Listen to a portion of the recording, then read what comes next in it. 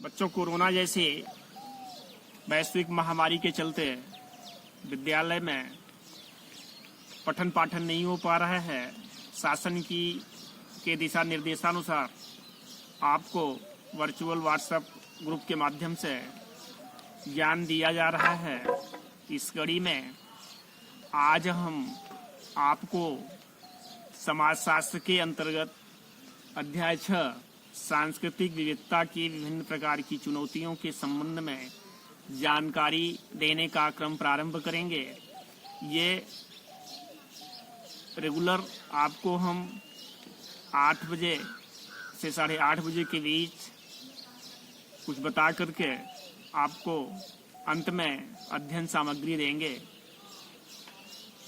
बच्चों, आपके समक्ष किताब की भी समस्या होगी तो हम एनसीईआरटी बुक्स के जो चैप्टर पढ़ाएंगे वो चैप्टर पीडीएफ के माध्यम से आपके व्हाट्सएप पर भेज देंगे। आप उसका अध्ययन करेंगे, साथ ही साथ हमारी बातों को समझने का प्रयत्न करेंगे और अंत में ये अध्याय जब समाप्त होगा तो हम लोग अभ्यास के प्रश्न करेंगे। आपको प्रश्न कुछ करने के लिए देंगे और कुछ प्रश्नों का उत्तर हम लिख करके आपके व्हाट्सएप पर भेज देंगे। तो हम बता रहे थे कि सांस्कृतिक विविधता की चुनौतियां। इसके पहले हमने आपको परिवार और समाज जैसी सामाजिक संस्थाओं के संबंध में जानकारी दी। उसमें आपने देखा कि किस प्रकार से परिवार और बाजार जैसी सामाजिक संस्थाएं लोगों में प्रबल जुड़ाव पैदा करती हैं। दूसरी तरफ हम ये भी देख चुके हैं, जैसा कि अध्याय 4 एवं 5 में के अंतर्गत आपको हमने बताया था कि ये असमानता, अपवर्जन, ये प्रक्रियाएं भी समाज में सक्रिय रहती हैं।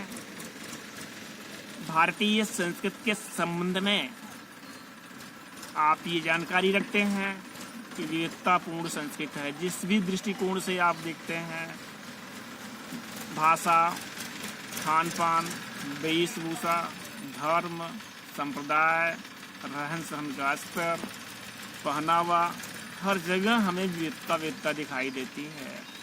लेकिन भारतीय संस्कृति की एक अभूतपूर्व विशेषता यह भी है कि इतनी भिन्नताओं के होते हुए भी यहाँ पर अभूतपूर्व एकता के दर्शन होते हैं। तो यहाँ विविधता शब्द असमानताओं की बजाय अंतरों पर बल देता है। जब हम यह कहते हैं कि भारत एक महान सांस्कृतिक विविधता वाला राष्ट्र है, तो हमारा तात्पर्य यह होता है कि यहाँ पर अनेक प्रकार के समूह एवं समुदाय निवास करते हैं। यह समुदाय सांस्कृतिक चिन्हों जैसे भाषा, धर्म, विभिन्न प्रकार की प्रजातियां, जातियां इत्यादि के द्वारा ये परिभाषित किए जाते हैं। जब यह विविध समुदाय भी किसी बड़े कभी-कभी ये विविध समुदाय भी राष्ट्र का एक भाग होते हैं, तो उनके बीच कभी-कभी हमें प्रतिस्पर्धा एवं संघर्ष या टकराव की स्थिति देखने को मिलती है। तो जैसा कि हम बता रहे थे आपको कि विविधता शब्द असमानताओं की बजाय अंतरों पर जोर देता है, बल देता है। जब हम यह कहते हैं कि भारत एक विविधता वाला राष्ट्र है, तो यहाँ उसका तात्पर्य हमारा ये है कि यहाँ अनेक प्रकार के सामाजिक समूह एवं समुदाय पाए जाते हैं।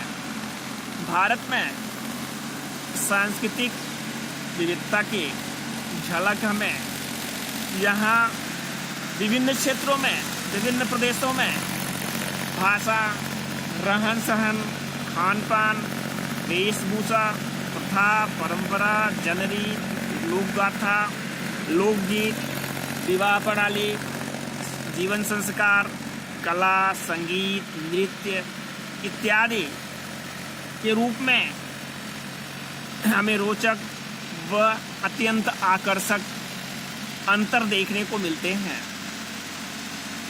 आप देखते हैं भाषा की ले लीजिए, थोड़ी दूर पर भाषाएं बदलती जाती हैं। भारत में कोई शुद्ध हिंदी खड़ी बोली बोलता है, कोई मलयालम, तमिल, तेलुगु, पंजाबी, मद्रासी इत्यादि भाषाएं बोली जाती हैं। उसी प्रकार से वेशभूषा, पहनावे क्यों ले लीजिए, इसमें भी तमाम प्रकार के अंतर हमें दृष्टिगत होते हैं। विवाह प्रणाली को ले लीजिए, इसमें भी पर्याप्त अंतर है।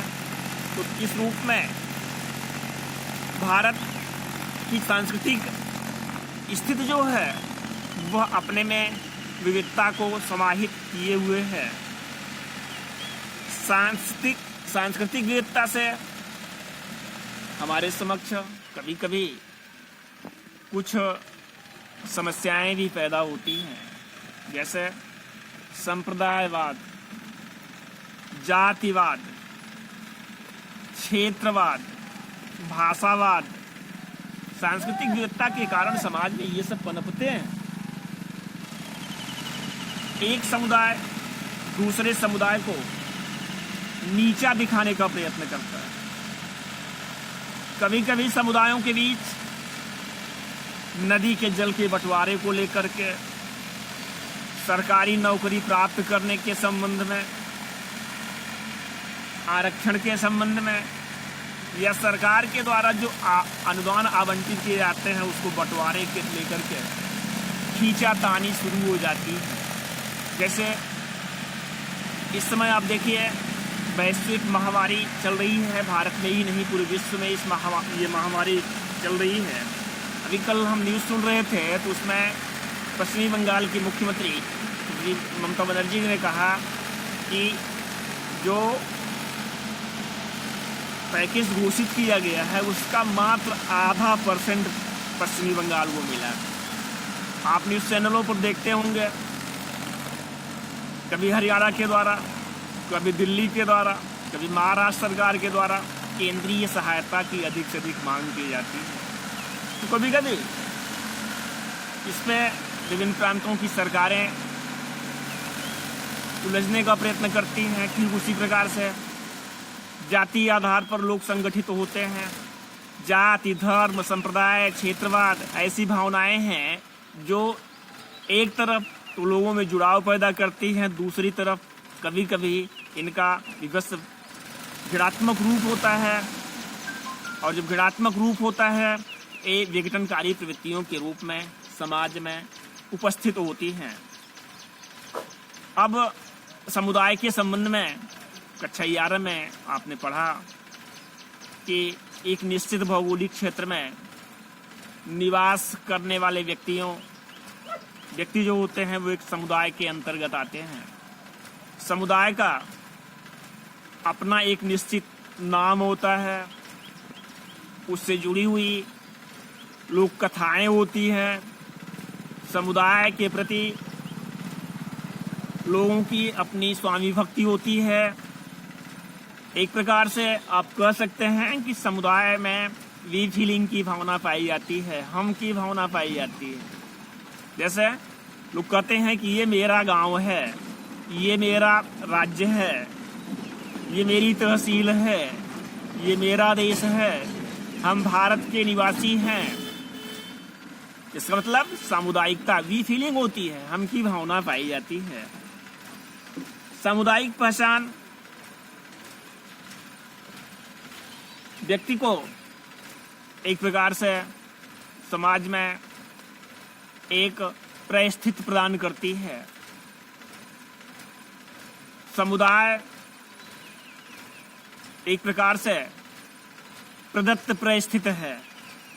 बच्चों, प्रदत्त परिस्थिति का मतलब कि जिसको प्राप्त करने के लिए व्यक्ति को कुछ भी प्रयत्न नहीं करना पड़ता, ये अपने आप प्राप्त हो जाती है। जैसे हम कहते हैं जाति की सदस्यता अर्जित सदस्यता नहीं है, बल्कि प्रदत्त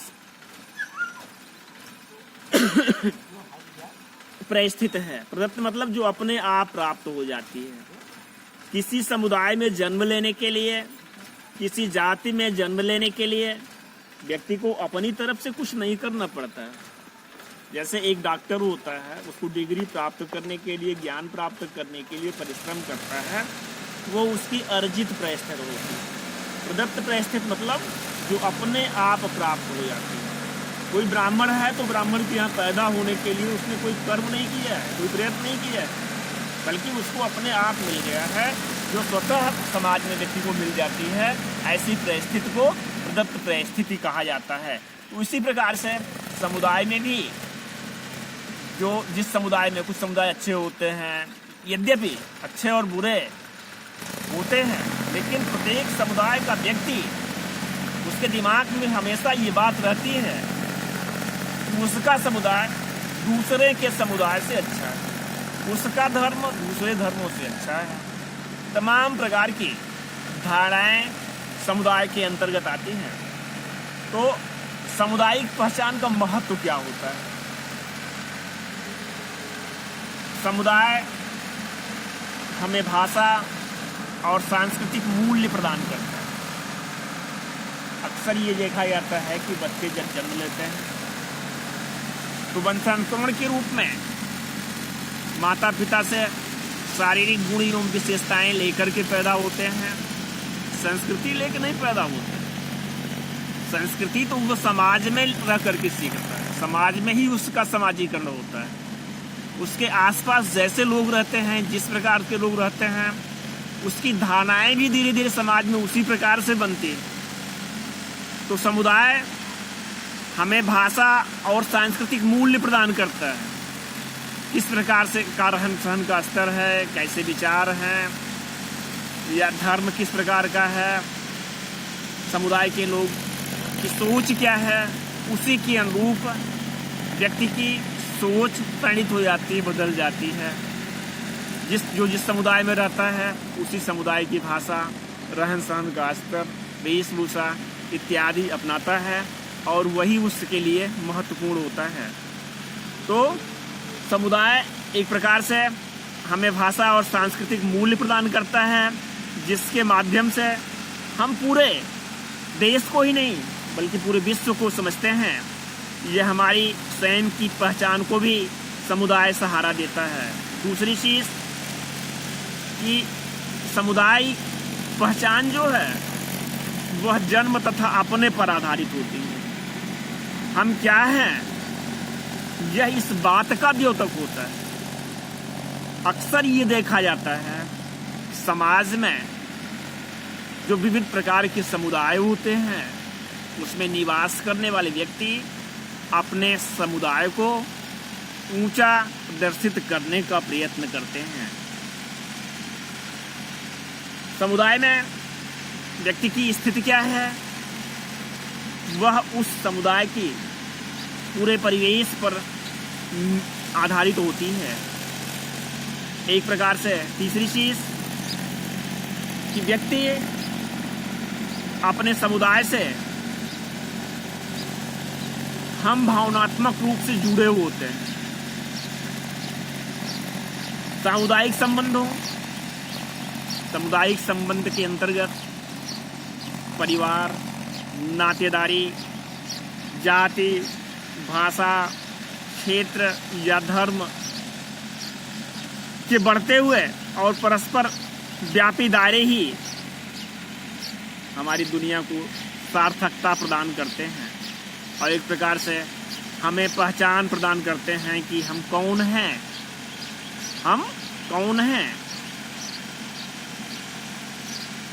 अब देखिए, हम आपको बताएंगे अगली क्लास में कि राष्ट्र की व्याख्या करना तो सरल है, लेकिन राष्ट्र को परिभाषित करना अत्यंत कठिन है। कल यहीं से हम शुरू करेंगे बच्चों। राष्ट्र की व्याख्या करना सरल है, किंतु राष्ट्र को परिभाषित करना कठिन है। यहीं से कल का आपका अध्ययन प्रारंभ होगा। धन्यवाद।